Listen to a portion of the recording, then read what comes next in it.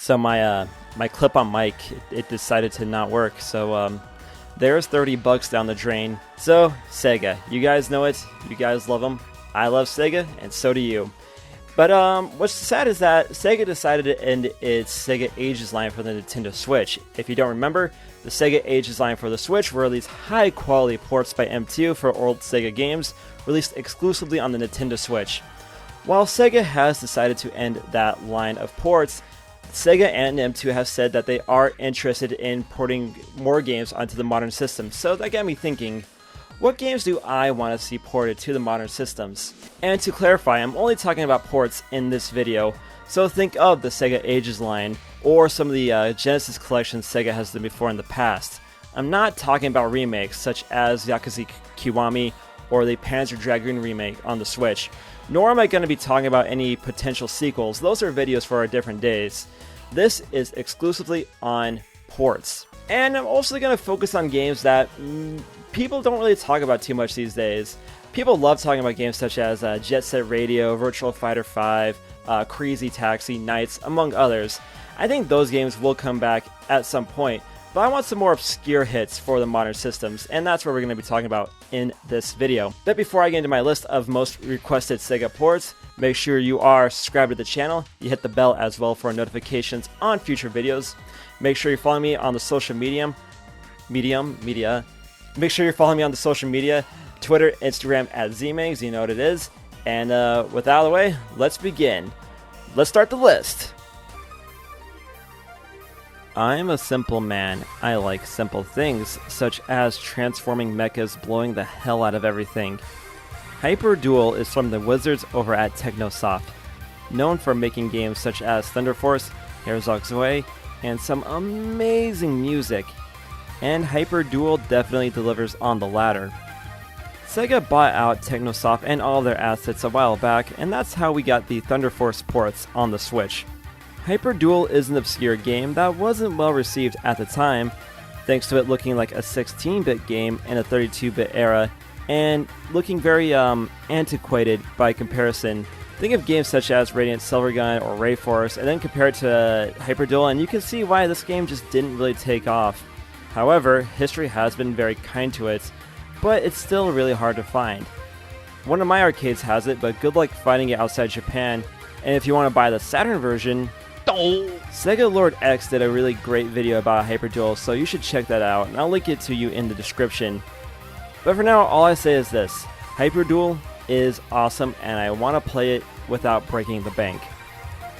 There's Dark Souls and Chill, and then there's Shinobi and Slam. I love me some ninja action games, a genre that we don't really see too much of outside of major titles like Sekiro. Sega's Shinobi series is one that I really like, and I did really enjoy these 3D attempts at the Shinobi franchise. Unfortunately for Shinobi and Nightshade, these games got kinda lost in the shuffle with games like Devil May Cry and Ninja Gaiden getting big at the time. But I think they deserve a second shot. They both have a unique style and flair that those other games just didn't have, and these games are brutal, especially Shinobi, where your blade was constantly draining your health. In an era where difficult titles such as Sekiro, Dark Souls, and Nioh have found new audiences, I think gamers would love these Shinobi titles back in their hands. And speaking of ninja titles, Koei Tecmo, can we please get the Ninja Gaiden Black games on the modern systems? Come on, man, they're so good!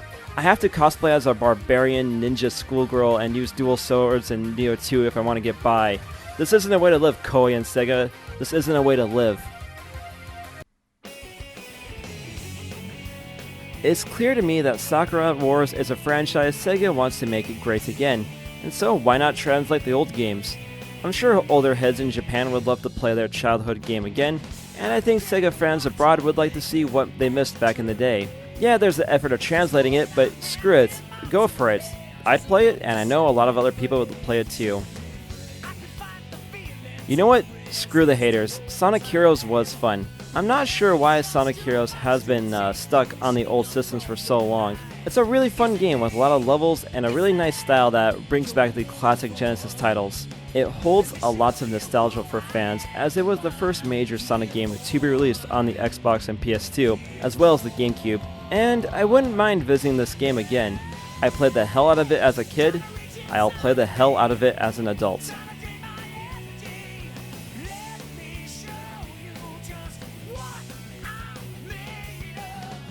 Sega Gaga.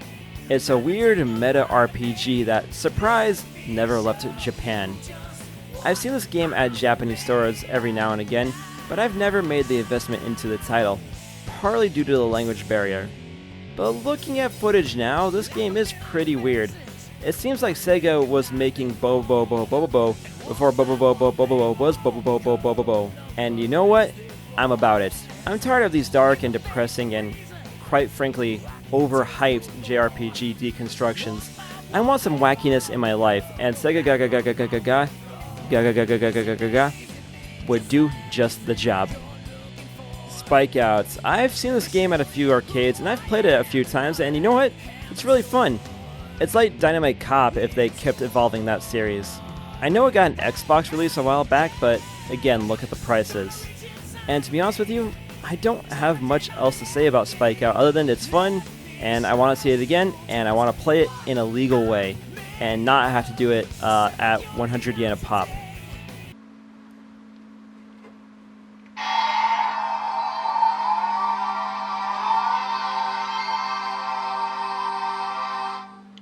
Best $8 I've ever spent. Broke. Asking for Persona 5 on Switch. Woke. Asking for Phantasy Star Generations on the modern platforms. Yeah! These are remakes of the classic JRPGs with new graphics, balanced gameplay, and even new story elements. And surprise, these games never saw a release outside Japan, and I want it. I want it badly. I love these old school style JRPGs, and this is one I really want on the new systems. With Phantasy Star Online 2 getting a localized release, I think fans would be really curious to see where the franchise came from. It's Outrun. What more do you need? Sega, please. Work out whatever issues you have with Ferrari and get this game back into rotation. Also, give us an arcade-perfect port of Outrunners and Sega Rally, because I want to reenact Casio Keyboard Hero again. Cue the music!